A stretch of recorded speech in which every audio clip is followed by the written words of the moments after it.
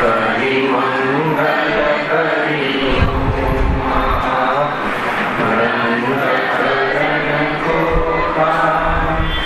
जाते मिले समाज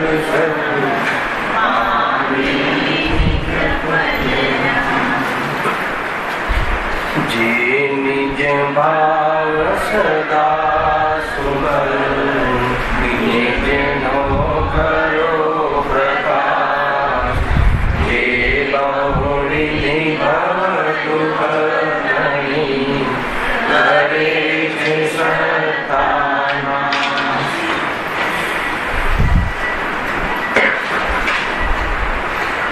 आज श्री मोक्ष मार्ग प्रकाशक ग्रंथ से तीजा अधिकार पर આપણે સ્વાધ્યાય ચાલી રહ્યો. બીજા અધિકારનું નામ હતું સંસાર અવસ્થા. ત્રીજા અધિકારનું નામ છે સંસાર દુઃખ. બંનેનો થોડો તફાવત ખ્યાલમાં આવવો જોઈએ. બીજા અધિકારમાં રોગનું નિદાન કરાવ્યું કે સંસારમાં કર્મના ઉદયમાં કેવી કેવી જાતિની અવસ્થાઓ થાય છે. જેમ કે એક વૈદ્ય નાડી જોઈને લક્ષણ બતાવે છે રોગના. તમને માથું દુખે છે, તમને એસિડિટી થતી હશે, તમને આ થતું હશે, આ બધા રોગ છે. અને એ રોગનું કારણ કોણ છે કે તમારી બેપરવાહી, લાપરવાહી, પ્રમાદ, જીવનની લાઈફસ્ટાઈલ ખોટી છે, જે પણ વોટેવર એમ કરીને એનું કારણ બતાવે છે અને એના કારણે દુઃખ થાય છે. અહીંયા ત્રીજા અધિકારમાં સંસારની અવસ્થામાં અર્થાત તો એનું દુઃખનું કારણ એ અવસ્થા નથી. એ દુઃખનું કારણ તો મોહ છે. એમ કહ્યું બહારમાં જે અવસ્થા ઊભી થાય છે, શરીરનું મલવું, તો અવાજ જોઈશે કે શરીરનું મલવું આદિ જે પણ બહારમાં સાતામાંથી બહારમાં ઘટનાઓ ઘટે છે એ દુઃખનું કારણ નથી. એ તો બહારની અવસ્થાઓ છે. પૂરો એ તો રોગ છે. પણ એ રોગમાં દુઃખનું કારણ કોણ છે? એ દુઃખનું કારણ તો તારી ખોટી માન્યતા છે. એ દુઃખનું કારણ છે. તને જે ભ્રમ છે એ દુઃખનું કારણ છે. એની ચર્ચા આપણે અહીંયા કરીએ છીએ એ હેડિંગમાં. દુઃખનું મૂળ કારણ મિથ્યા દર્શન, અજ્ઞાન ને અસંયમ. દુઃખનું કારણ આ છે. આ ત્રણ: શરીર કાળું મળવું, શરીર નાનું મોટું મળવું, સંયોગો ઓછા વધતા મળવા એ દુઃખનું કારણ નથી. પરંતુ મોહ, એ સંયોગને પોતાના માનવા ભ્રમ જે થઈ જાય છે દુઃખનું કારણ છે. આજે પણ એ જ ગાથા ચાલી સાંભળીને ગુરુદેવના માધ્યમથી. શું હતી ગાથા? જેને પૂરી સાંભળી, ચંદ્રકાંત ગાથા. ખ્યાલ આવે? સૌખ્ય કોને કહે છે? સૌખ્ય રૂપી સ્વભાવ છે ને. શું છે? 229 પાનું જો તમારા પ્રતિકૂળતાનો અભાવ થાય. અહીંયા લખી દેજો. બહુ સરસ. થોડુંક 2 મિનિટ લઈએ છીએ. બહુ સારી ગાથા છે. તો છેલ્લી 2 લીટી સાંભળી હતી. કઈ 229 જ છે.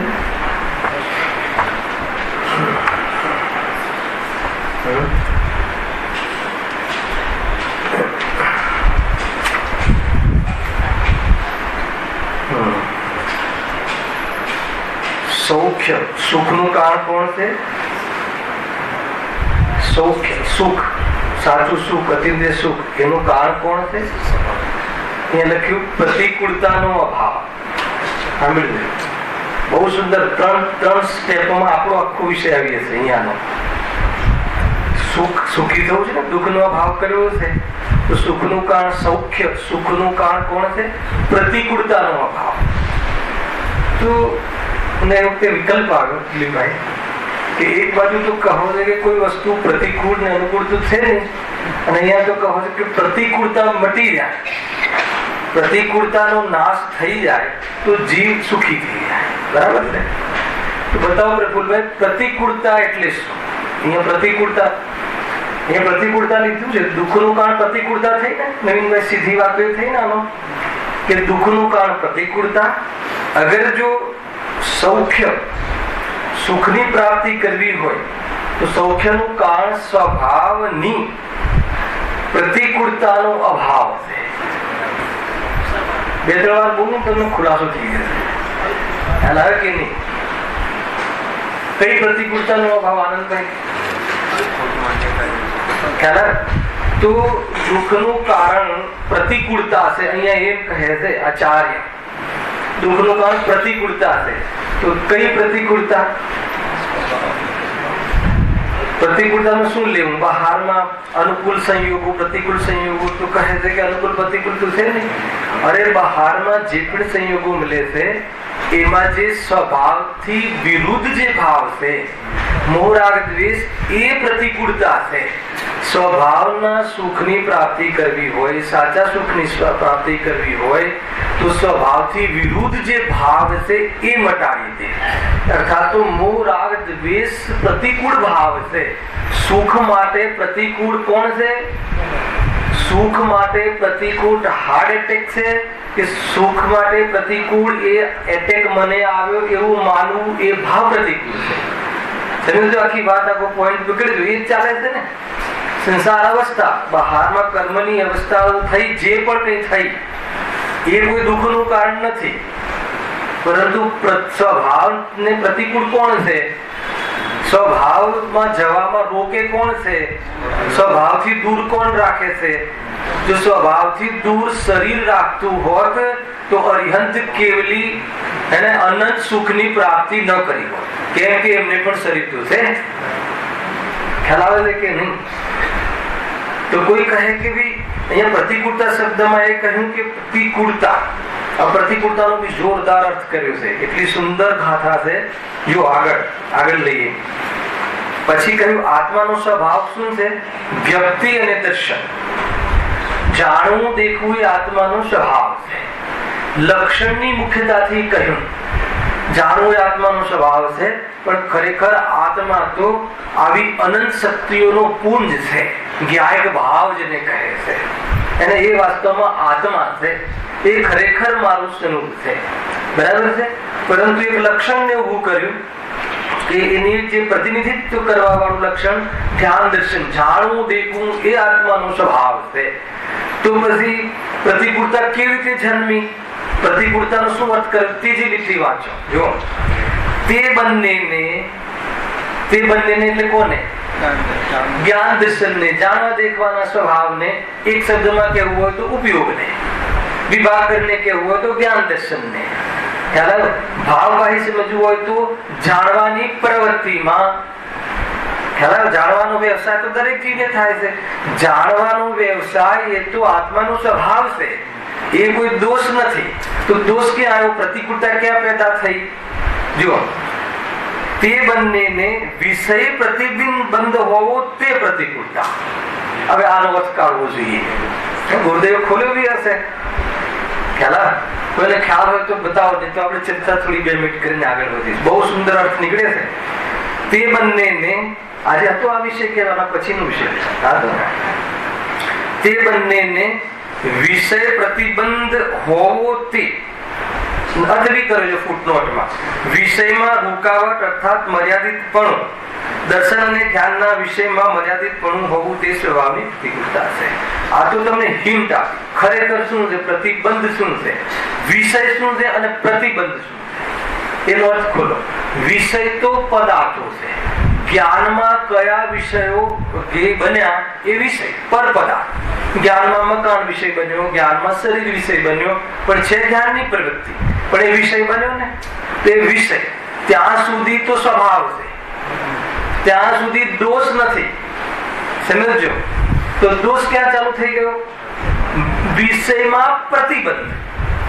પ્રતિબંધ એટલે એના પ્રત્યે બંધાવું, પોતાના સ્વભાવની મર્યાદાનું ઉલ્લંઘન કરવું. ફૂટનોટના આધારે બહુ ઊંચો અર્થ છે. પ્રતિબંધ, તેના પ્રત્યે બંધાયો. કઈ રીતે બંધાયો?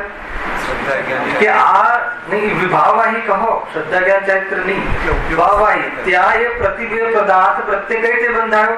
આ પદાર્થ મને લાભદાયી છે. ખરેખર શું થયું હતું ત્યાં? જાણવા રૂપ. આત્માનો સ્વભાવ શું હતો? જાણવાનો. કોનો? અજ્ઞાનીનો કે જ્ઞાનીનો? અને આત્મા માત્રનો. આ રીતે વર્તે છે જાણવા રૂપે. પણ જાણવામાં જે વિષય એને જ્ઞેય બને છે એ વિષયમાં એમાં પ્રતિબંધ એના પ્રત્યે એવો બંધાય છે, કમિટમેન્ટ કરે છે કે હું તને સાચવીશ, હું તારી રક્ષા કરીશ, હું સુરક્ષા કરીશ. આવી ગયું ને? આ પ્રતિબંધ કરે છે એ. તો એ શું થઈ ગયું? સ્વભાવમાં જવા માટે તારી આ અપલક્ષણ, તારી આ કુટેવ સ્વભાવમાં જવા માટે પ્રતિકૂળ છે. પ્રતિકૂળ કોણ બન્યું? શરીર પ્રતિકૂળ બન્યું કે શરીર પ્રત્યે મેં કમિટમેન્ટ કર્યું એ પ્રતિકૂળ બન્યું કે શરીર મારા જ્ઞાનમાં ઝલક્યું એ પ્રવૃત્તિ પ્રતિકૂળ બની? પ્રતિકૂળ શું બની? બહુ ઊંચી વાત છે. આટલો મોટો અર્થ થાય છે આનો. ચંદ્રકાંત પકડીમાં આવે છે ગાથાઓ આ રીતે ગુરુદેવે તો બહુ ખોલ્યો છે, હે ને? પણ એમાં એનો જે સાર હવે તમે ફરીથી ગાથા લગાવજો કાલે, તમને અનુસંધાન એટલું જોરદાર એમાં ટ્યુનિંગ મળશે ને, એ મળશે. કઈ ભૂલ થઈ? જો વસ્તુ ત્યાં ને ત્યાં જ છે અને એમાં ભૂલ કેવી થઈ જાય છે? સ્વભાવ તો ત્યાં છે જ. સ્વભાવ તો ક્યારે બી પેટ નથી હોતો.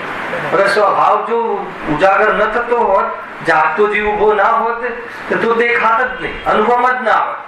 18મી તો ગાથામાં કહે છે કે અનુભવમાં આવી જ રહ્યું છે આ બાલ ગોપાલ સૌને. પર્યાગત યોગ્યતા છે. પુરુષાર્થ શું છે? એ પુરુષાર્થ ખોટો પુરુષાર્થ શું થઈ જાય છે? સ્વભાવનો અનાદર કરે છે. શું અનાદર કર્યો? વિષયો પ્રત્યે પ્રતિબંધ કર્યો એ અનાદર કર્યો કે વિષયોને જાણ્યા એ અનાદર કર્યો? બંને. અરે વિષયોને જાણ્યા એ તો સ્વભાવ છે. વ્યક્તિ અને દર્શન તો આત્માનો સ્વભાવ છે અને એ સ્વભાવમાં વિષયોનું જાણવું એ તો એનો સ્વભાવ છે, એની યોગ્યતા છે, વાનગી છે. પરંતુ એ સ્વભાવમાં એ વિષયો જે ઝલક્યા એમાં જોડે રાગ મિશ્રિત જ્ઞાન હોવાના કારણે આખો વિષય છે પાછળ, હે ને? એને વજન આવી જાય છે રાગ પર ને પદાર્થ પર. શું કરે છે? બંધાય છે. કોણ બાંધે છે? પદાર્થ બાંધે છે.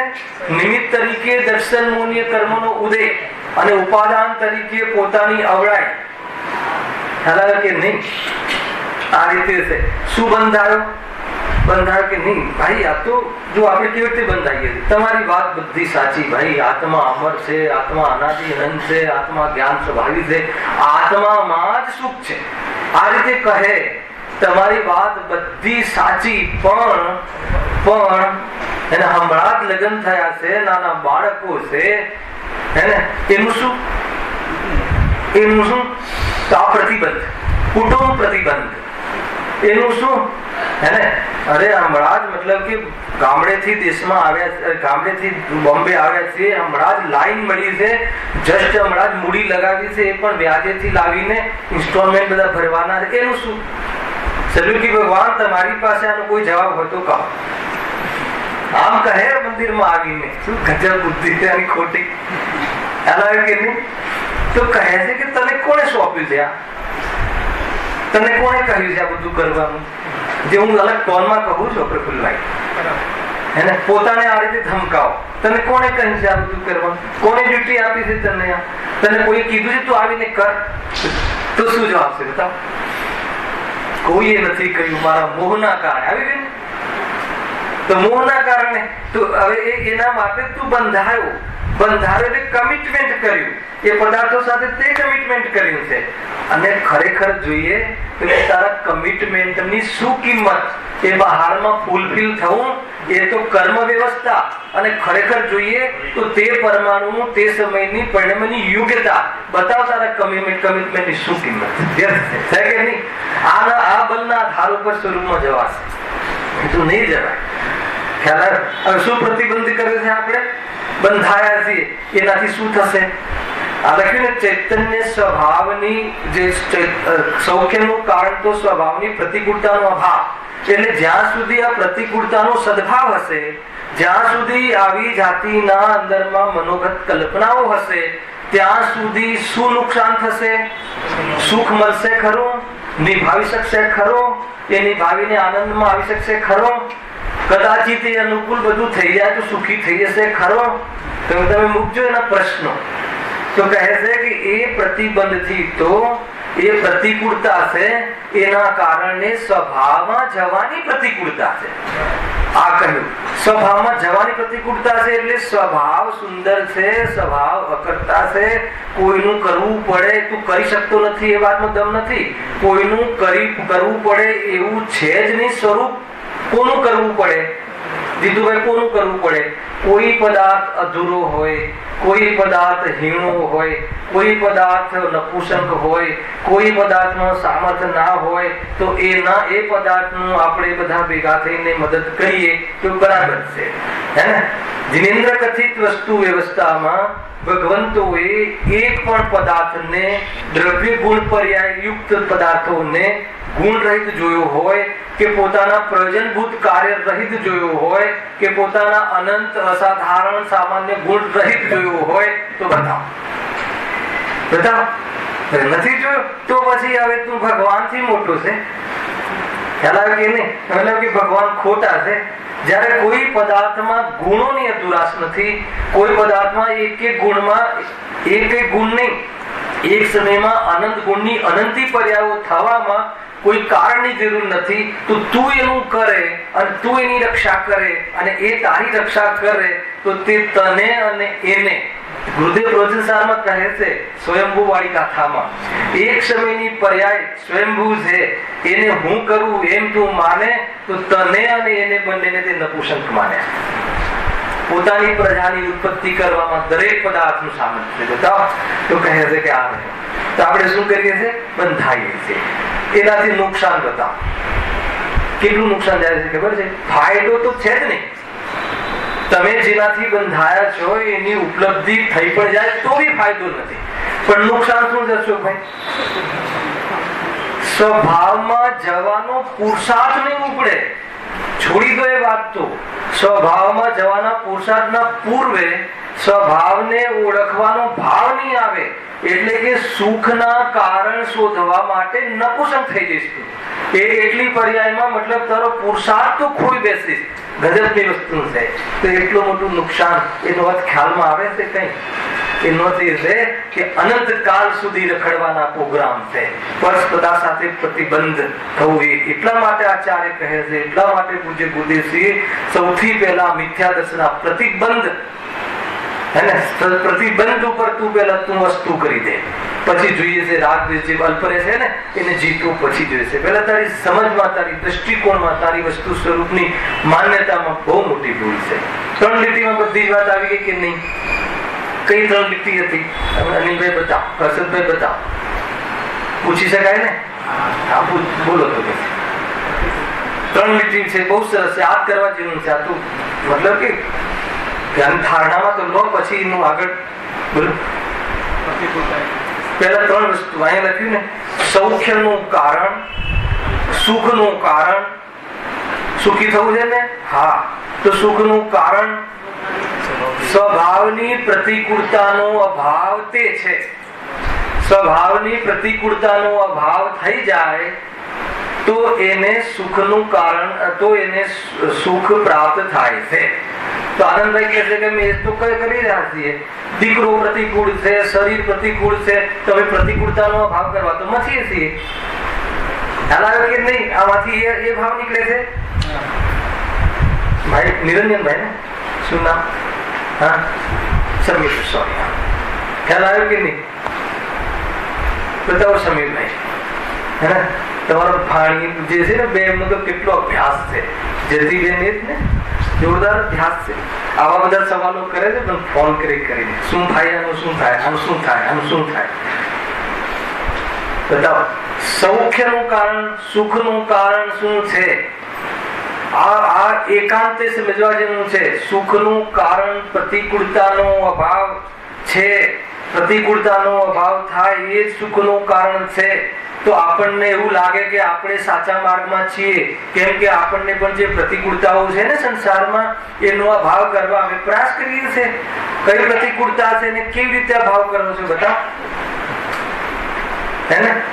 અને આવડો નાનો છોકરો દીકરો છે ને તમારો, બહુ ધમ કરે છે ને, તો એને શાંત પાડવો છે. કોઈ હોય તો બતાવો, બહુ પ્રતિકૂળતા છે, શામાં સ્વાધ્યાય નથી કરવા દેતો. તમારા પ્રવચનમાં આવું તો હોય છે, પરંતુ હલાવે કે નહીં એ રીતે. તો હવે એનો ઉપાય અમે એ જ ઉપાય કરી રહ્યા છે. તમે કહો છો આચાર્ય જે કહ્યું છે એ જ કરી રહ્યા છે. તો કહે છે કે આચાર્ય સૌ પહેલા કહ્યું છે કે કોઈ પદાર્થ પ્રતિકૂળ અનુકૂળ નથી. તો પછી અહીંયા પ્રતિકૂળતાનો અર્થ બીજો લીધો. વચ્ચે એક લીટી નાખી. કઈ લીટી નાખી? કે આત્માનો સ્વભાવ તો પેલા સ્વભાવને સુરક્ષિત બતાવી દીધો. આત્માનો સ્વભાવ તો વ્યક્તિ અને દર્શન છે. લખી છે અંદર પ્રફુલભાઈ? હા, આત્માનો સ્વભાવ તો જાણવું દેખવું છે. દરેક આત્માનો સ્વભાવ એટલે જાણવા દેખવાની ક્રિયા એ તો સ્વભાવ છે. હવે શું જાણવું, શું જાણવાની ક્રિયા સ્વભાવ છે. અરે જે પણ કોઈ જ્ઞાનમાં, તો જ્ઞાનમાં જે પણ કોઈ ધ્યેય બને એ તો સ્વભાવગત ક્રિયા છે. એમાં કોઈ દોષ નથી, ત્યાં સુધી કોઈ નુકસાન નથી. પણ એ જાણવાની ક્રિયા જે છે એ આત્માની છે ને એમાં જે પદાર્થો જણાય છે ત્યાં શું કરે છે? પ્રતિકૂળતાની ત્રીજી વ્યાખ્યા, ત્રીજી લીટીમાં શું આપી છે? શાનો પ્રતિબંધ? વિષય પ્રતિબંધ તે પ્રતિકૂળતા છે. આ વિષય પ્રતિબંધ કેવી રીતે થયો? વિષય પ્રતિબંધ કેવી રીતે થયો એનું વિશ્લેષણ કરો. આપણે રોજ કરીએ છીએ જ કહેવાનું છે, શાસ્ત્રમાં નથી જોવાનું. એને શાસ્ત્રમાં જોઈને બોલવાનું હોત તો બરાબર છે. આપણે રોજ કરીએ છીએ, આપણને શું થાય? રોજ શું થાય છે? જ્ઞાન થાય છે કે નથી થતું? જ્ઞાન ના થતું હોય તો કહો. તો કે જળ થઈ ગયું. જ્ઞાન તો થાય છે. શું જ્ઞાન થાય છે? બધું જ્ઞાન થાય છે. આ શરીર જણાય છે, શરીરમાં રોગ થયો જણાય છે, રૂપિયા આવે જણાય છે, રૂપિયા જાય જણાય, બધું જણાય છે. હવે મતલબ કે ઘરમાં લગ્ન થયા તો પત્ની આવી, દીકરાના લગ્ન થયા તો વહુ આવી, બધું જણાય. તમને શું થયું? જણાય. તમને થાય જણાય છે ત્યાં સુધી એ તમે છો. એ તમારું, એ તમારી હદ છે. પછી એ હદનું ઉલ્લંઘન કરવાનું ચાલુ કરો કે કરીએ છીએ? શું કરીએ છીએ? એમાં બંધાઈએ છીએ. કોઈ વાંધો નહીં બેટા, મેં હું ના, બસ વાત પતી ગઈ. મેં હું ના, આમ છે પપ્પા, આમ છે ને, બધું ધંધો ચાલતું નથી, કોઈ ચિંતા નહીં, મેં હું ના, તું ક્યાં કરોગી? એ બંધાયો નથી. એ બંધાયો જાણવા રૂપે ન રહ્યો, અને જે જણાવ્યું ને હું બધું જ કરીશ, ચિંતા નહીં કર. હે ને? તું પણ જોડા, બધાની સાથે લઈને સમગ્ર રૂપથી આ સંસારના કાર્ય કરે છે. એટલે આ બધા જીવો અહીંયા બધા જોવા મળે છે. તો એ બંધાયો, પ્રતિબંધાયો, એના પ્રત્યે બંધાયો એટલે કમિટમેન્ટ કર્યું. આ તમે યાદ રાખજો, આ કરાવ્યું. તો એને શું થઈ ગયું? એનાથી શું થશે? આ ભૂલ થઈ. હવે સંસાર અહીંયાથી પ્રારંભ થયો. અહીંયાથી પ્રારંભ થયો એટલે આવું માન્યું ત્યાંથી પ્રારંભ થયો. આવું ક્યાંથી માન્યું છે? તો સંસારનો પ્રારંભ ક્યાંથી છે અને એનો અંત થઈ શકે કે નહીં? આ પ્રતિકૂળતાનો અભાવ કરીએ તો સુખ થાય. આ પ્રતિકૂળતાનો અભાવ નથી કરતા તો શું થાય છે? સુખ માટે કોણ સુખ નથી થતું એના માટે કોણ જવાબદાર છે? હું વિષયોમાં પ્રતિબંધ કરું છું. કુટુંબ પ્રતિબંધ, વિષય પ્રતિબંધ, ગેય પ્રતિબંધ, અને એના પ્રત્યે હું જે બંધાયો છું. અને એને લઈને શું થાય છે? અરે એ આખા મતલબ કે એનો સંકલ્પ કરે દિવાળી ઉપર, કે અમે જયારે ભણતા ને દિલીપભાઈ, ત્યારે 9 વર્ષ પૂરું થાય એટલે સ્કૂલમાં જઈએ ને, એટલે આપણે ટીચર પૂછે નવા વર્ષના સંકલ્પો શું છે. એટલે ખ્યાલ હવે નવું મિથ્યાત્વ કર્યું છે. હવે ખ્યાલ આવે. પૂછતા નહીં સ્કૂલમાં, ત્યાં કોઈ અલગ અપેક્ષા છે કે તમારે આ વર્ષનું શું ટાર્ગેટ છે. વેપારી મંડળ મળે તો ચલો માર્ચમાં પૂછે. હવે પેલા દિવાળી એન્ડિંગ હતું, માર્ચમાં ઠીક છે, આ વર્ષ 10 કરોડ નું નફો થયો. વોટ નેક્સ્ટ યરમાં શું ટાર્ગેટ છે? એટલે શું ખ્યાલ આવે? આ બધા મિથ્યાત્વના પ્રકાર છે. આ બધા મિથ્યાત્વના લક્ષણ છે. ટાર્ગેટ એટલે હું 10 કરોડ કમાવ્યો હતો, હવે 20 કરોડ કમાવીશ. એને શું કમિટ કર્યું? અને 20 કરોડ કમાતા કમિટમેન્ટ કરતા પહેલા આયુષ્ય સમાપ્ત થઈ જાય છે. તો એ કમિટમેન્ટ કરવાની આદત બીજા ભાવમાં બી ચાલુ રાખે છે. ખ્યાલ કે નહીં? આ છે કેટલો અન્યાય કરે છે કોની સાથે? અરે આદત તો લઈને જ આવે છે ને. આપણે આ ભાવમાં નવી આદત છે કે આ તો અનાદિની આદત છે કમિટ કરવાની? ખ્યાલ આવે કે નહીં? એ રીતે છે. કૂતરા બિલાડામાં જાય તો પોતાના બાળકોની રક્ષા કરવાનો ભાવ કરે છે. તો આ રીતે ચાલે છે આનો સંસાર. બંધાવું. અચ્છા, પ્રશ્ન એ હતો કે આ પ્રતિબંધ જે છે એ પ્રતિકૂળ છે સ્વભાવમાં જવા માટે. વિશ્વનું એક પરમાણુ પણ તારા સમ્યક જ્ઞાનમાં આડે નથી આવતું. એક પરમાણુ કોઈ અવસ્થા આડે આવે છે તો તારો આ સ્વભાવથી પ્રતિકૂળ ભાવ, સ્વભાવ તો જાણવાનો છે પણ તે કરવાનો સ્વભાવ માની લીધો, એ પ્રતિકૂળતા. સ્વભાવ કયો હતો? જાણવાનો, પણ તે શું માની લીધો? કરવાનો. સ્વભાવથી વિરુદ્ધ જે વિભાવ તે ઉભો કર્યો છે, મોક્ષના પક્ષમાં તે ઉભો કરેલો વિભાવ, મોક્ષના વિરોધ પક્ષમાં તું બેઠો છે, એટલા માટે નથી. તો કરવાનું શું છે? હવે શું કરવાનું છે? કોઈ પદાર્થમાં પ્રતિકૂળતા તો હતી નહીં, ભાવ પ્રતિકૂળ હતા. એ ભાવ આપણે કમિટમેન્ટ હતા, તો કમિટમેન્ટ નહીં કરવું. કઈ રીતે નહીં કરવું? બોલીને નહીં કરવું. હા, આજથી હું કોઈનું નહીં કરું, તો નહીં કરવું વાળું કમિટમેન્ટ આવી ગયું. જીવ કેવો ફસાય છે. અરે કરું નહીં કરું બે વાત છે નહીં, કરવાનું કઈ હોતું જ નથી. એટલે છેલ્લે ગુરુદેવ એક શબ્દમાં કહે છે કે જ્ઞાતા દ્રષ્ટા રહે તો કાર્ય થાય. થાય એનો અર્થ સીધો આ છે. એ છે ને, એ બી કહું છે, ત્યાં ફૂટનોટમાં લખ્યું છે. એટલે બે રીતે છે ને, કે એક તો મર્યાદાનું ઉલ્લંઘન, આ બી એક કન્સેપ્ટ છે. અને અહીંયા લખ્યું છે તો એ જ લખ્યું છે કે વિષયમાં રૂકાવટ, અથવા બે લખ્યા જો, વિષયમાં રૂકાવટ અર્થાત મર્યાદિતપણું, દર્શન અને જ્ઞાનના વિષયમાં મર્યાદિતપણું હોવું તે સ્વભાવની પ્રતિકૂળતા છે. હવે શું લીધું મર્યાદામાં? શું લીધું ગુરુદેવશ્રી?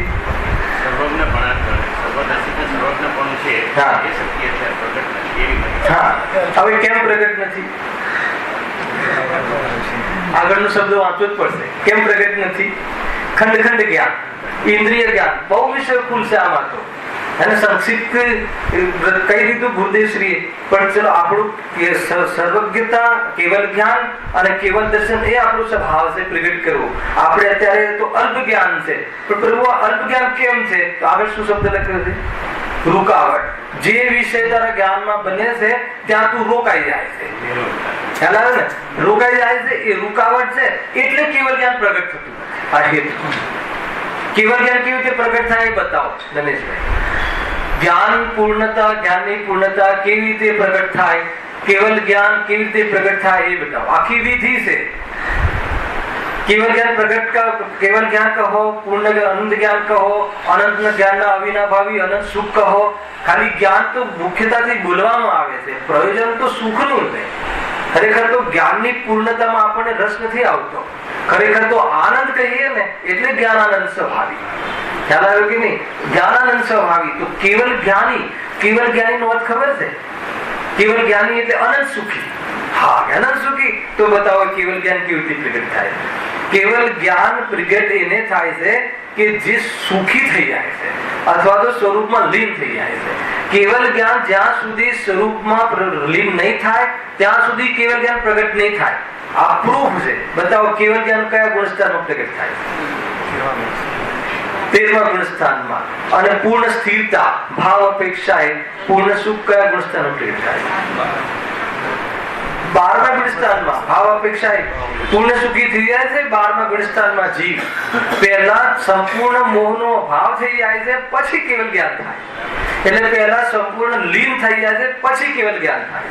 એટલે તારું આ જે મર્યાદિત જ્ઞાન છે, એ જ્ઞાનમાં જ્ઞાયકને જોઈને લીન થઈ જાય તો કેવલ જ્ઞાન થાય. અને એની જો અલ્પ મર્યાદામાં ઘેઓમાં ફસાઈશ, ઘેલુપ્ત જ્ઞાન થઈ જશે તો કહે છે કે રૂકાવટ આવશે, સ્વરૂપમાં લીન નહીં થાય, કેવલ જ્ઞાન નહીં આવે. તમે કોઈ બી રીતે કહો એનું પ્રૂવ આ રીતે ખ્યાલ આવે છે કે નહીં? સ્વરૂપમાં લીનતા થયા વગર કેવલ જ્ઞાન કેવી રીતે આવે?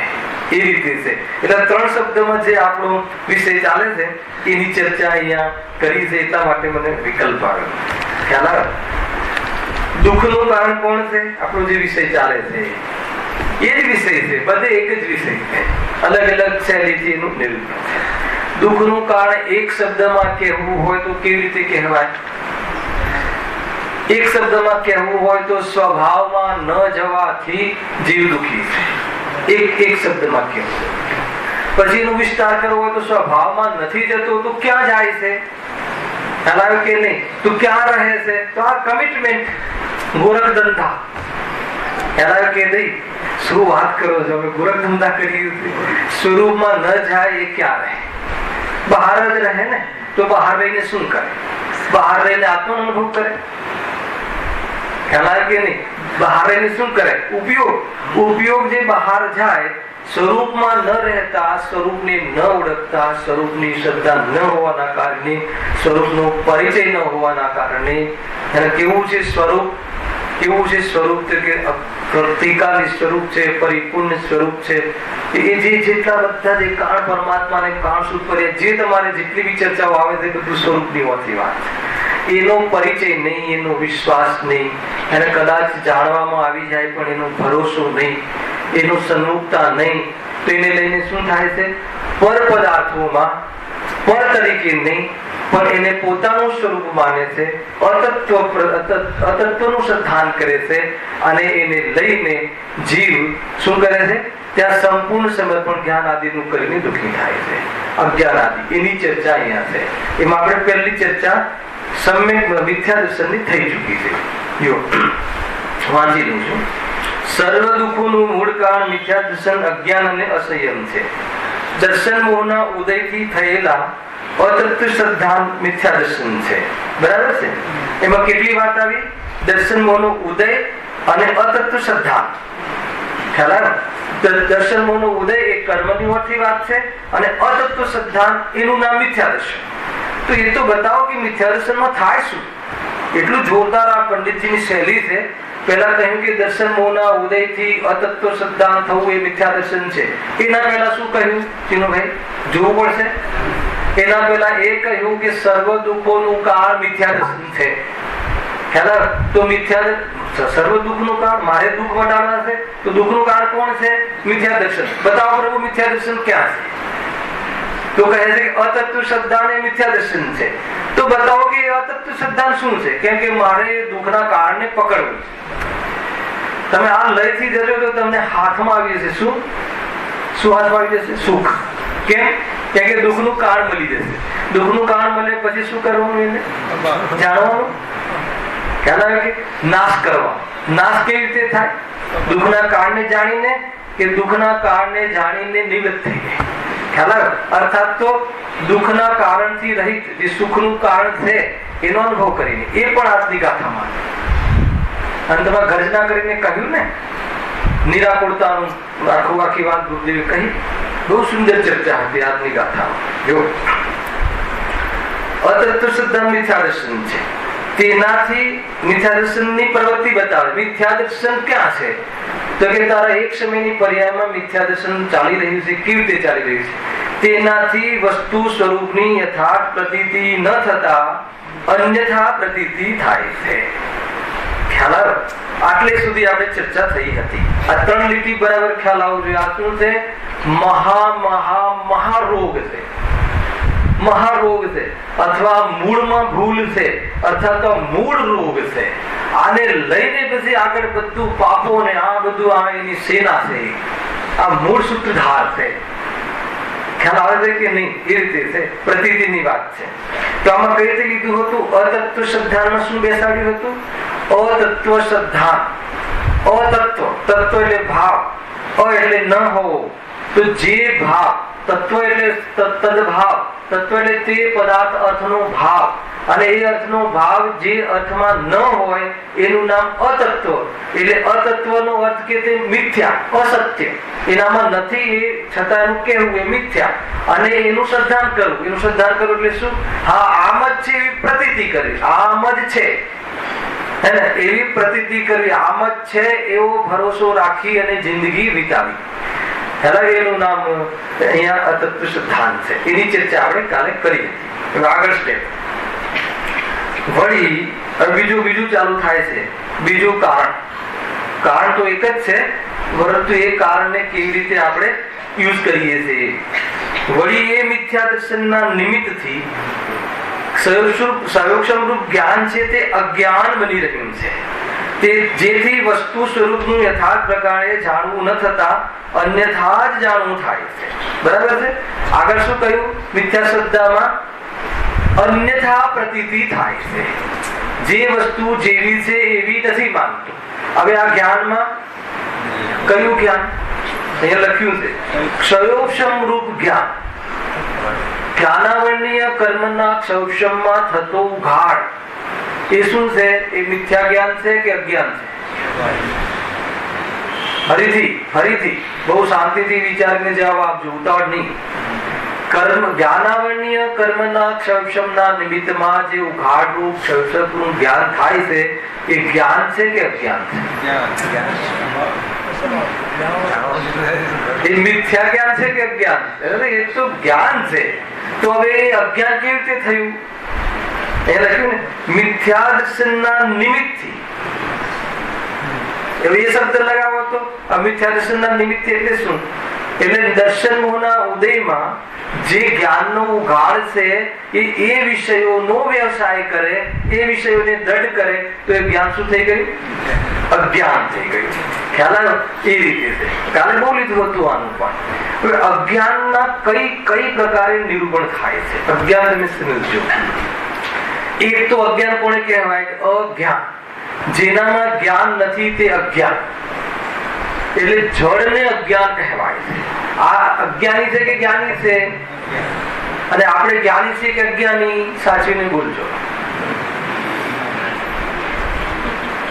બોલો બેન, જ્ઞાની છો કે અજ્ઞાની? બોલો. કેમ કન્ફ્યુઝ થઈ ગયા? મેં ક્યાંથી પૂછ્યું છે તમને ખ્યાલ આવવો જોઈએ. તમારે 10 લક્ષણ પૂર્વમાં વિષય પણ ચાલ્યું છે કે કેવી રીતે સમયસર સાંભળવું. મેં કઈ અપેક્ષાથી પૂછ્યું? આમાં જ્ઞાન નથી, આમાં જ્ઞાન નથી એટલે આ અજ્ઞાની છે. જેનામાં જ્ઞાન ના હોય એને અજ્ઞાની કહે છે. બરાબર છે? તો પછી આપણે જ્ઞાની છીએ કે અજ્ઞાની? જ્ઞાની. સમ્યક જ્ઞાની કે મિથ્યા જ્ઞાની? એ વાત જુદી થઈ ગઈ. આ સ્વરૂપની વાત છે. આપણે જ્ઞાની છે. કેમ? જેનામાં જ્ઞાન હોય જ્ઞાની અને જેનામાં જ્ઞાન ના હોય અજ્ઞાની. એક તો અજ્ઞાન શબ્દ ત્યાં વપરાય છે. બરાબર છે? એક અજ્ઞાન શબ્દ ત્યાં વપરાય છે કે જે જાણવા રૂપે જે જ્ઞાન ખુલે છે. સાંભળજો બરાબર. તમે સમ્યક જ્ઞાનની પૂજા કરી હતી કે નહીં? પરીક્ષણમાં 10 લક્ષણ પર્વમાં છેલ્લા 3 દિવસ સમ્યક દર્શન, સમ્યક જ્ઞાન, સમ્યક ચારિત્રની પૂજાઓ કરી હતી કે નથી કરી? કરી દીધું કરીએ છીએ ને આપણે છેલ્લે રત્નત્રયની પૂજા. તો સમ્યક જ્ઞાનની પૂજામાં પંચાચાર આવે છે ને? જ્ઞાનાચાર, વ્યંજનાચાર, 8 પંચાચાર ની જ્ઞાનના 8 પ્રકાર. હે હા, 8 પ્રકાર આવે છે ને? દર્શનના જે સમ્યક દર્શનના 8 અંગ અને જ્ઞાનના 8 અંગ અલગ છે. નિકંક્ષિત એ તો દર્શનના સમ્યક દર્શનના 8 અંગ. અને આમાં વ્યંજનાચાર, ઉભયાચાર, શબ્દાચાર, અર્થાચાર આવે છે કે નહીં? તો એ સંબંધી મતલબ કે તમે નમો હંતાણમ એનો ઉચ્ચાર ગલત બોલો, ખ્યાલ આવે છે કે નહીં? એનો એ સંબંધી જાણકારી ન હોવી, એ તો અર્થાત તો એને એ સંબંધી ખ્યાલ ન હોવો તો એનું નામ પણ અજ્ઞાન છે. પરંતુ એ અજ્ઞાન મિથ્યા જ્ઞાન નથી. તમે સમજો? ખ્યાલ આવે છે કે નહીં? એક રીતે ઔદૈક જ્ઞાન કહે. કર્મ જ્ઞાનાવરણીય કર્મના ઉદયમાં પદાર્થોનું જ્ઞાન ન થવું અર્થાત તો અપ્રયોજનભૂત પદાર્થોનું અન્યથા જ્ઞાન થવું. ખ્યાલ આવ્યો? હોય છે દોરી પણ કહે સાપ, તો એ સંબંધી જ્ઞાન ખોટું થયું કે સાચું થયું? તો ખોટું થયું ને. પણ એ જ્ઞાન મિથ્યા છે કે સમ્યક છે? તો કે સમ્યક દ્રષ્ટિ હોય તો જ્ઞાન સમ્યક છે. મિથ્યા દ્રષ્ટિ હોય તો એ જ્ઞાન, અરે મિથ્યા દ્રષ્ટિ હોય અને સાપને સાપ જાણે તો બી મિથ્યા છે. એ વિશે છે કે નહીં? એટલે અહીંયા જે વસ્તુ જેવી છે, અત્યારે માની લો કે આપણને આ કોઈ શ્લોક બોલીએ, કોઈ સંસ્કૃત બોલીએ તો એ બરાબર એ સંબંધી આપણને વ્યંજન ને એના સ્વર ને સંબંધી જ્ઞાન કે બોધ નથી. તમને ખ્યાલ આવે છે? તો છતાં આપણે એને ખોટું બોલીએ તો કયા કર્મનો બંધ પડે? બતાવો. કર્મ બંધાય, ન બંધાયું નથી. અને આપણને સંસ્કૃતનો બોધ નથી, છતાં આપણે માસ્ટરી બતાવીએ તો કયા કર્મનો બંધ પડે?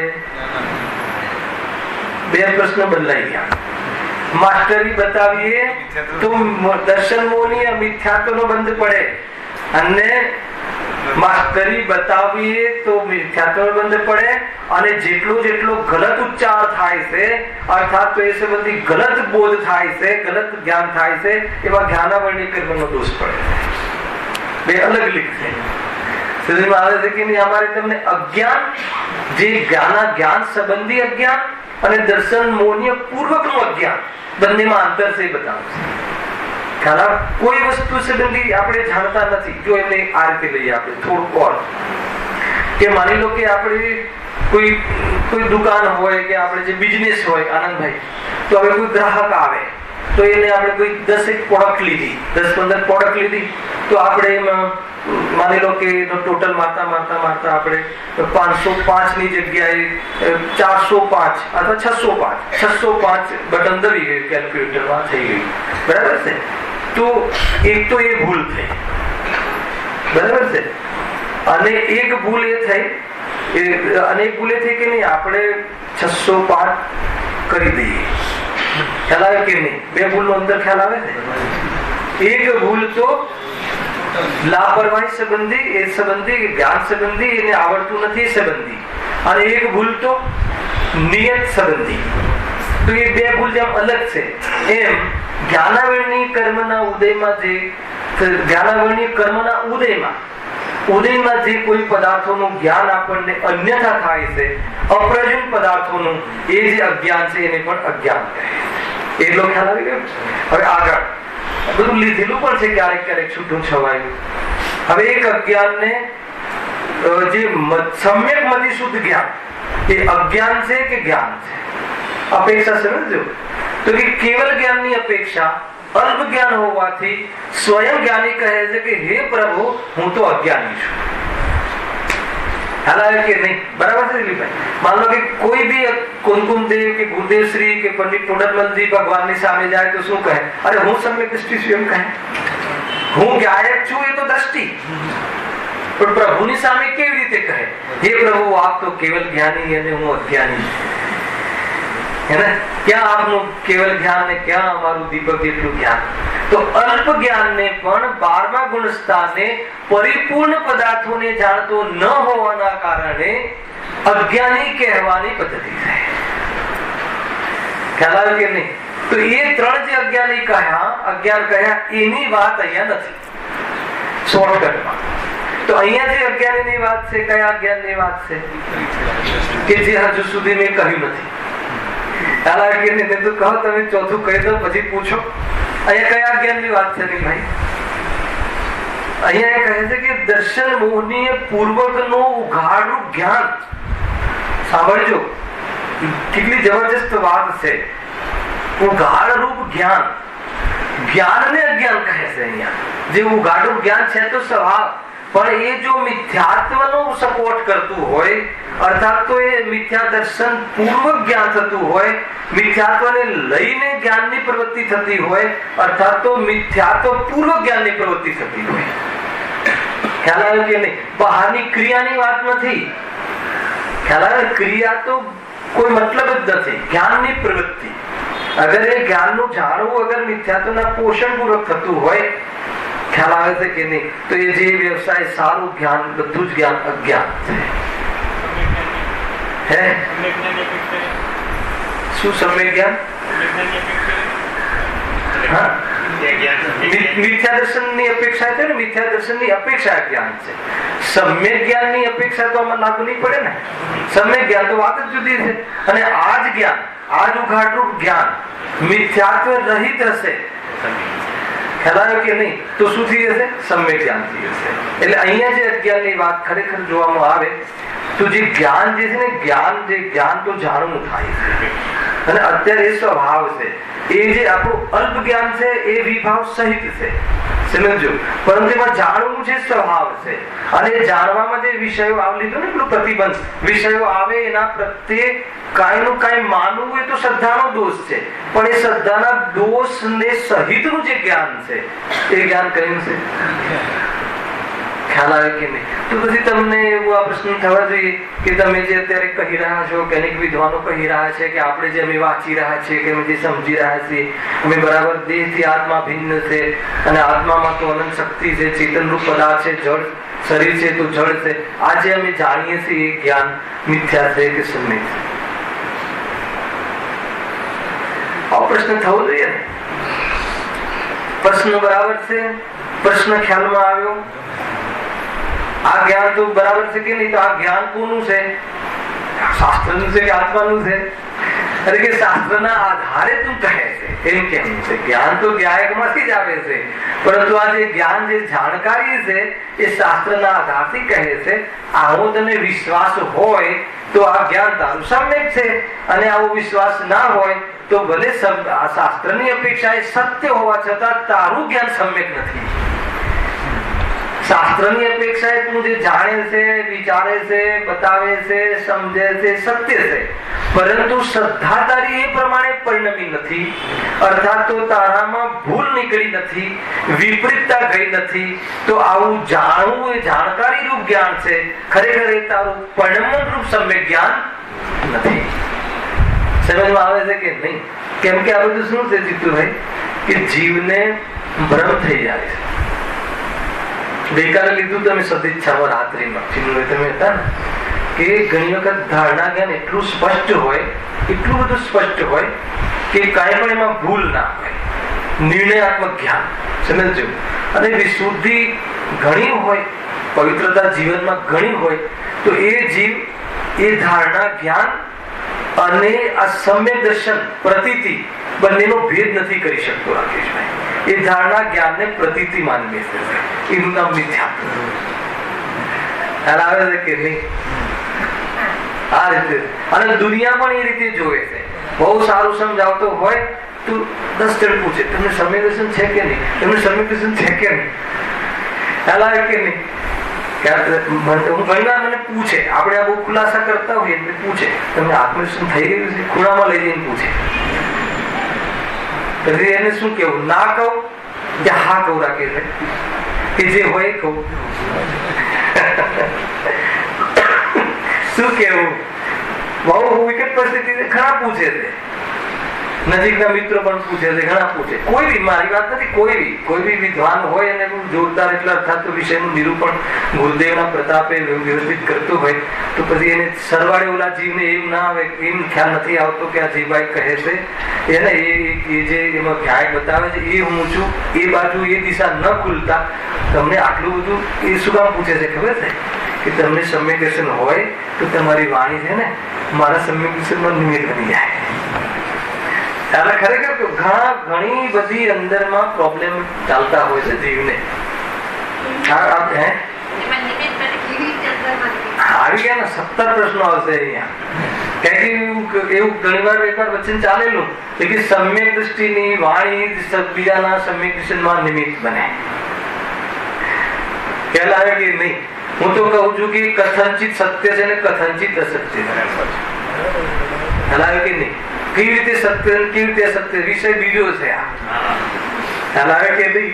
કથનચિત સત્ય છે એટલે કે આ જે પણ કોઈ વાણી છે જે હું કહું છું ને, ગુરુદેવ પણ એમ જ કહેતા કે આ જે કહું છે હું નથી કહેતો, આ તો અર્યંતની જ વાણી છે. એટલે વાણી તો અર્યંતની જ થઈ હે ને? એ તો વચ્ચે એક માધ્યમ છે. કોઈ રેડિયો બોલે કે કોઈ આ મોઢું બોલે, પણ એમાં જે મટીરિયલ છે, મેટર છે, એ તો અર્યંતની વાણીની છે. તો બધી વાત ક્યાં રહી? સમજમાં આવે છે કે નહીં? અને કોઈ ના કોઈ બી, હવે કોઈ માની લો કે દ્રવ્યલિંગી મુનિ હોય, 11-9 પૂર્વની વાત ચાલતી હોય, સ્વયં મિથ્યા દ્રષ્ટિ રહે, પણ એમને સ્પષ્ટ જ્ઞાન હોય છે 11-9 પૂર્વનું, એમાંથી સમીસાર કહે તો સામે વાળો જીવ પામી જાય. પણ નિમિત્ત તો કોણ કયું કહેવાય છે?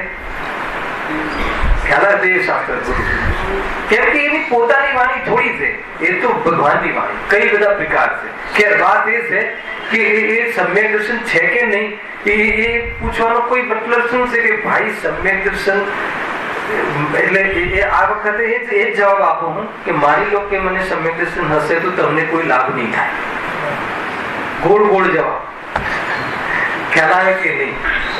તમને શું માનો છો કે હું તો મને ગાયક માનું છું, તમને બી ગાયક માનો છો, તો એને શું કહેવાય? ખ્યાલ આવે કે નહીં? અરે કોઈ સમ્યક એટલે કોઈ સમ્યક દર્શન થઈ ગયું આમ બોલવું અને આમ બતાવવું એટલે સમ્યક દર્શન થઈ ગયું એમ નથી. આ પેલા સમજો. હોય તો શાબાશ, પણ આ બોલું છું એટલે હોય તો સમ્યક દર્શન 100% નથી. ખ્યાલ આવે કે નહીં?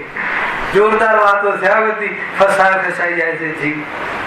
અહીં વાત ક્યાંથી નીકળી, ક્યાંથી વાત આવી કે આપણે કોઈ જ્ઞાન જો બહારમાં આગળ અનુસાર સત્ય હોય તો શાબાશ, બહુ સારી વાત છે, બહુ જરૂરી છે.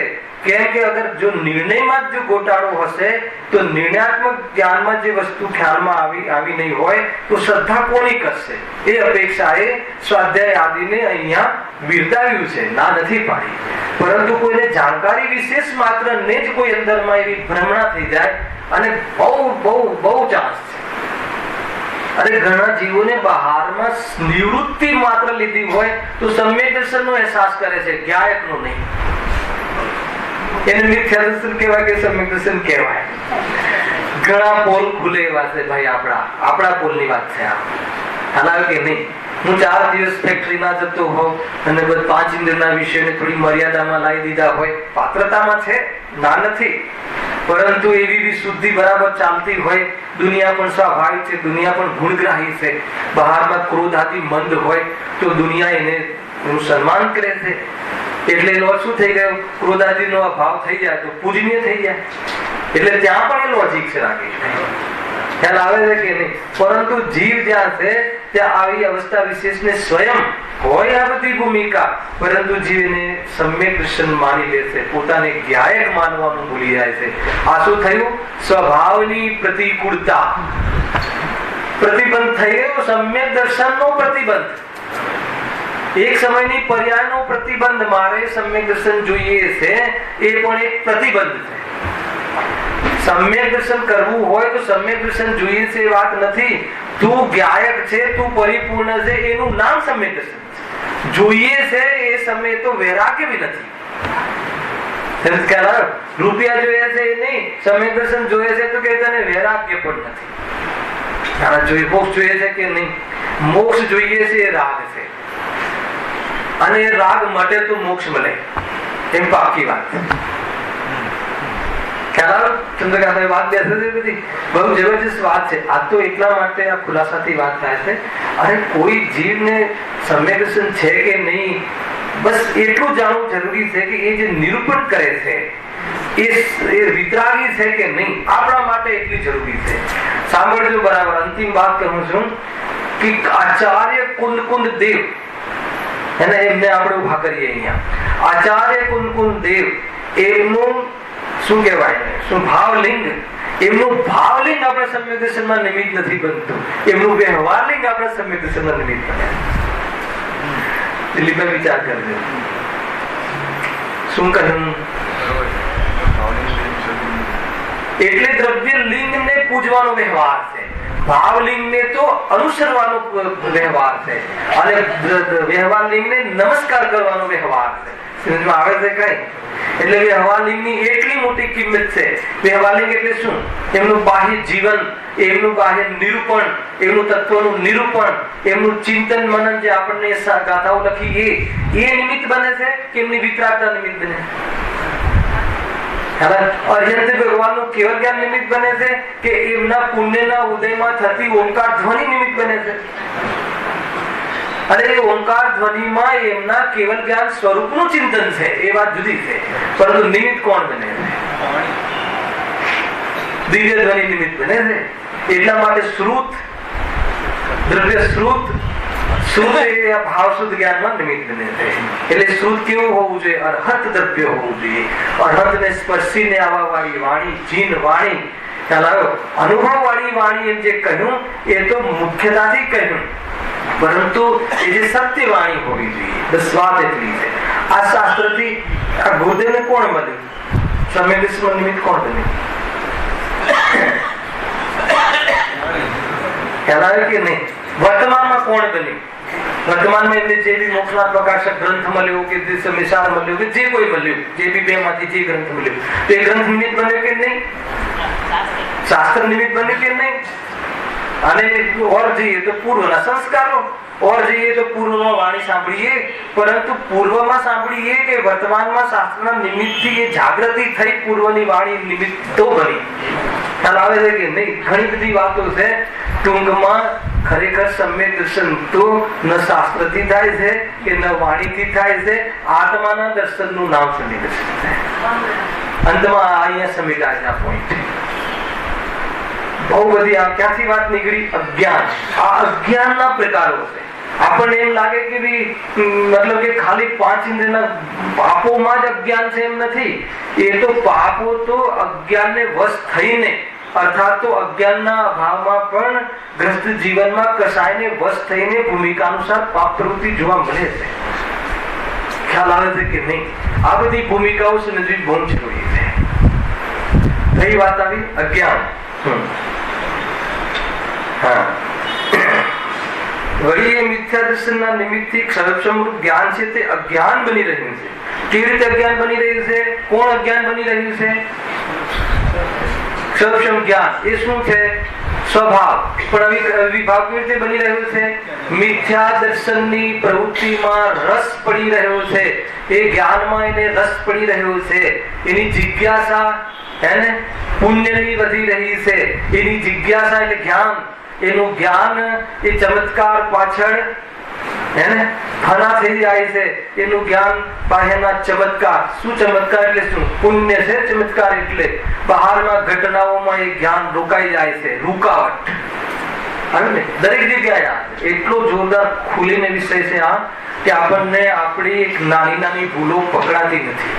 અને આપણને જે બહારમાં ક્રોધાથી આવી જાય છે ને, તો એ ક્રોધાથી આવી જાય છે તો આપણે નિરાશ થઈ જઈએ છીએ કે મારું તો કલ્યાણ જ નહીં થાય.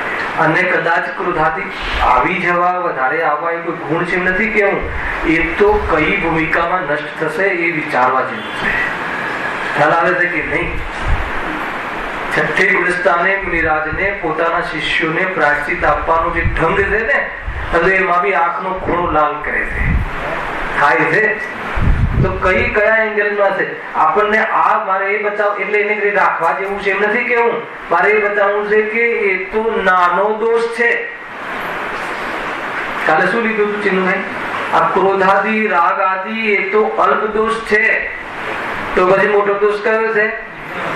એ રાગ આદિ ક્રોધ આદિ માં ઉપાધિ ઘણું લાગવું, સારા લાગવા ગમવું, એ તો બહુ મોટો દોષ છે. એટલે આપણને રાગ આદિ ઘણો મોટો દોષ લાગે છે અને રાગ આદિ ગમે છે, દોષ જ નથી લાગતો. સમજ આવે છે કે નહીં? રાગ આદિ ક્રોધ આદિ સારા લાગવા, જરૂરી લાગવા, એના વગર જીવન કઈ રીતે સંભવ છે એવું લાગવું, એ તો અપરાધ છે. અને રાગ આદિ તો અલ્પ દોષ છે. સમજ આવે છે કે નહીં? તો અહીંયા એ કહે છે જ્ઞાનનું સમજવું બહુ જરૂરી છે ભાઈ. એવી નાની આટલા માટે બતાવું છું કે આપણને જે બહારમાં થોડીક જે ગ્રસ્ત જીવનમાં અમુક પ્રવૃત્તિ છે ને કે જે નિંદનીય નથી, કે જે ખાવા પીવાના ભાવ આ તે જે યોગ્ય ભાવ આવે છે, એ આપણને એમ લાગે ક્યારે છૂટશે. પરંતુ એ મારા છે એ માનવાનું ક્યારે છૂટશે એ વિચારની કોટીમાં નથી. અને એટલા માટે તમે યાદ કરો ગુરુદેવ શ્રીની પ્રતિજ્ઞા કે સૌથી પહેલા એ તારા છે કે નહીં નક્કી કર. અને અનંત જ્ઞાનીઓના સમ્યક દર્શનમાં સૌથી પહેલા આ દર્શન થાય છે.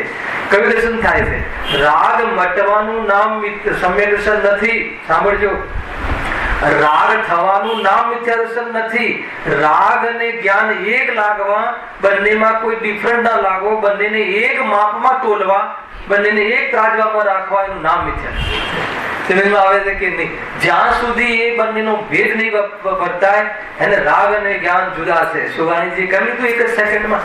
તો એ રાગ મટવો એ તો વિતરાગતા છે, અને રાગની દ્રષ્ટિ મટવી એ સમ્યક દર્શન છે, અને રાગની દ્રષ્ટિ રહેવી એ મિથ્યા દર્શન છે. અને આ બધા લોજિક છે, એના ખુલાસા નેક્સ્ટ ડે. સહજાનંદી શુદ્ધ